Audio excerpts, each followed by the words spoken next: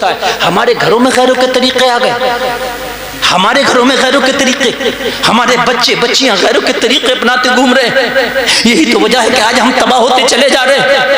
लोग मुझे बताओ, आज हमारी बच्चियां किधर जा रही हैं? आज हमारी बच्चियों के कदम डगमगा रहे हैं, आप देख रहे हो।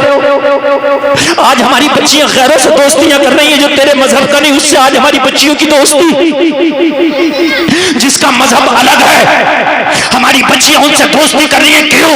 इसलिए कि तूने अपनी बच्ची को इस्लाम की तहजीब, इस्लाम का तमद्दुन, इस्लाम की अहमियत के बारे में बताया ही नहीं। अगर अपनी बेटी को तूने सही इस्लाम बता दिया होता, ये मर तो जाती मगर अपनी इज्जत का सौदा ना करती।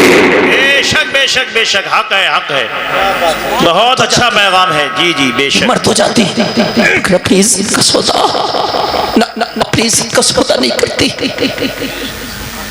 लोगों तुम कहाँ हो? अभी 3 साल पहले की बात है, 3 या 4 साल पहले की, दिल्ली में एक चलती बस में एक बच्ची के साथ बलात्कार हुआ।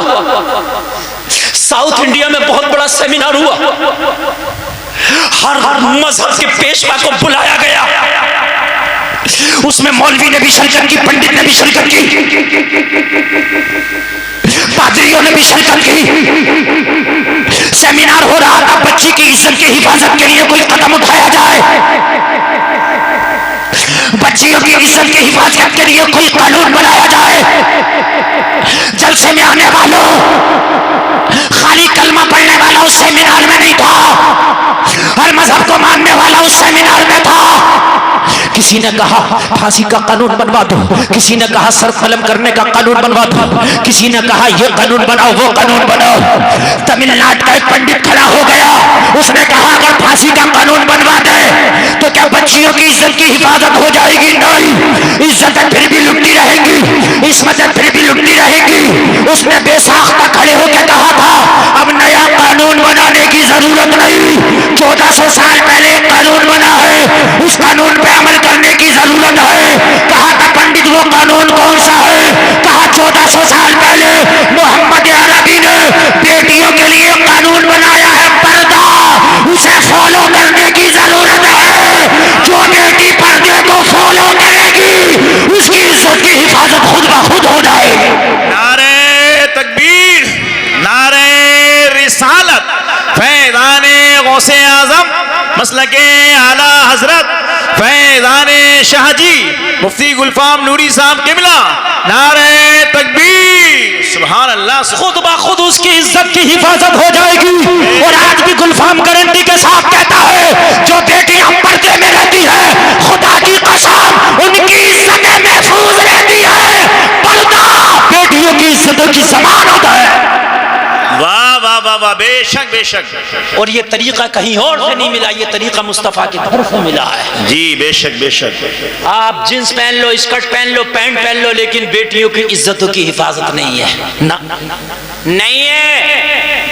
अमीर होना अलग है, इज्जतदार होना अलग है, अलग है बेशक।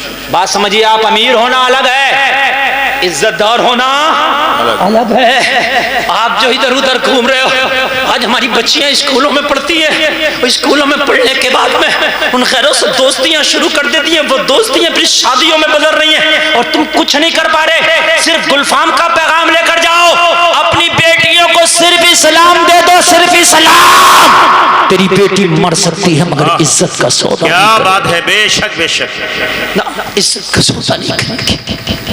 मुसलमानों एक बात बताऊं मैं आपको, अभी चंद दिन पहले की बात है, जब एक बच्ची मुस्कान नाम की हिजाब में निकली तो सैकड़ों भेड़ियों ने उसे कॉलेज में घेर लिया। वाह वाह वाह वाह वाह वाह, देखा आपने?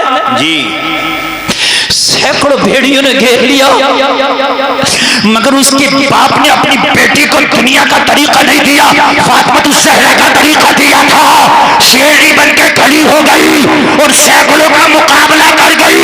ओ मुसलमानों, तुमने बड़े स्टेटस लगाए, तुमने कहा वो शेरनी है।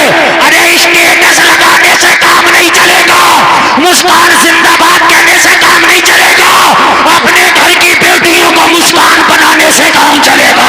वाह वाह वाह बेशक बेशक बेशक, सुभान अल्लाह सुभान अल्लाह। घर की बेटियों को मुस्कान बना दो। बहुत अच्छा पैगाम। बेटियां मुस्कान बन जाएंगी तो ये भेड़िए कुछ न कर सकेंगे।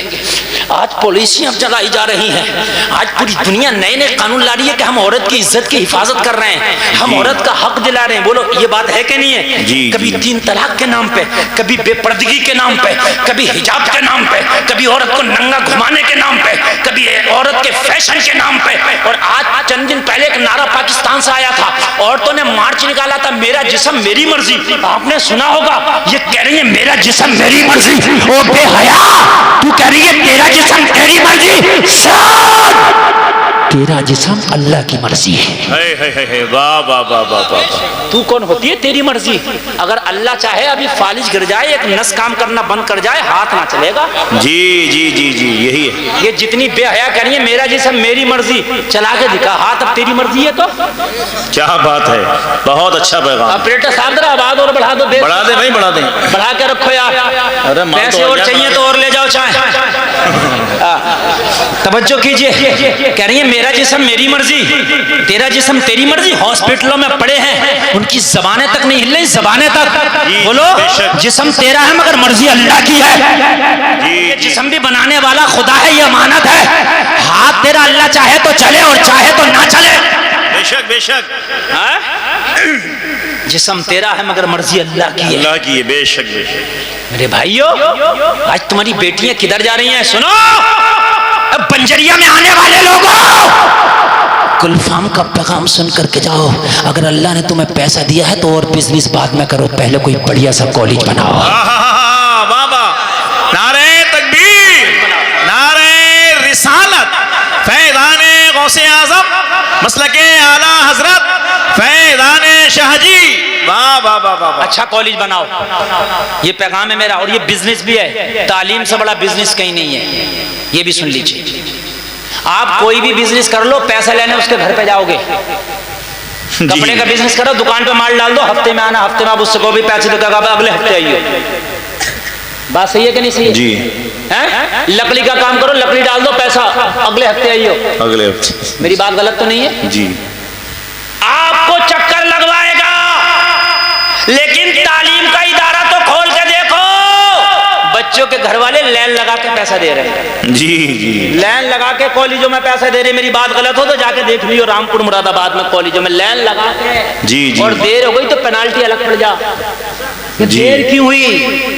इससे बढ़िया बिजनेस होगा कोई? जी। बनाओ अपने इदारे। अगर तुम्हारे पास पैसे नहीं है तो 4-5 लोग मिलकर ट्रस्ट बना लो, ट्रस्ट के माध्यम से इदारा बनाओ, उसकी यूनिफॉर्म इस्लाम के मुताबिक रखो, बच्चियों को हिजाब उनकी यूनिफॉर्म बना दो, ताकि तेरी बच्ची दुनियावी तालीम भी हासिल करे तो किरदारे फातिमा में रह के हासिल करे। वाह वाह वाह वाह, बेशक बेशक। सुभान अल्लाह, सुभान अल्लाह। फातिमा में मेरे दिल का काम सैयद साहब ने किया है, सैयद नासिर मियाँ साहब क़िबला ने। नासिर मियाँ साहब क़िबला, हाँ हुजूर में मियाँ साहब ने मालूम है कितना बड़ा काम किया है? 9 बीघा जमीन खरीदी है। और सैयद साहब, वो मियाँ साहब मेरी आपसे गुजारिश है, इदारा ऐसी बनना चाहिए। हाँ माशाल्लाह, ऐसा ही बनना चाहिए कि उसके अंदर बेहतरीन इंग्लिश भी, बेहतरीन हिंदी भी, बेहतरीन दीनियात भी, ताकि हमारी बच्ची इस्लामी तहजीब और तमद्दुन के साथ अपनी तालीम हासिल कर सके। नंगे ही रह के तुम तरक्की करोगे? टर्की के अंदर जाके देखो, हिजाब में लड़कियां जहाज उड़ा रही हैं। जी जी। जाकर के देखो आप टर्की में। टर्की की जो खातून अव्वल है, सदर रजब तैयब एर्दोगान की बीवी, हमेशा हिजाब में रहती है, आपने देखा होगा, बांधे हुए रहती है। जी बेशक। हाँ, और वहाँ हिजाब पे पाबंदी थी, आपको ये भी मैं बात बताऊं, पाबंदी थी वहाँ, कुरान की तालीम पे पाबंदी थी। कोई अगर तुमसे कहे तुम्हारी मस्जिद ढाऊंगा तो मर जाओगे, मर जाएंगे, नारा लगा देंगे, मारो मेरी मस्जिद ढाने की बात करती, घर से निकलेगा कपड़ों में से निकला फिरेगा, और 5 टाइम तू जो मस्जिद को वीरान करे फिर रहा। जी। जुमे को जाकर अपनी मस्जिद में झांकता, 5 वक्त तक तुझे पता नहीं कि मस्जिदों में हो क्या रहा। किसी ने कह दिया मैं कुरान को मिटाऊंगा तो मर जाएगा, कुरान को नहीं मिटाने दूंगा। और तूने कभी पढ़ा कुरान को, तिलावत करता है कुरान की? जी। भूल आई पड़ी है कुरान पर। कुरान की तिलावत कर। कुरान को कोई नहीं मिटा सकता। तेरा काम कुरान को पढ़ना है, कुरान को बचाना ये काम अल्लाह का है। बेशक बेशक बेशक। ये काम तेरा नहीं है, ये काम अल्लाह का। हाँ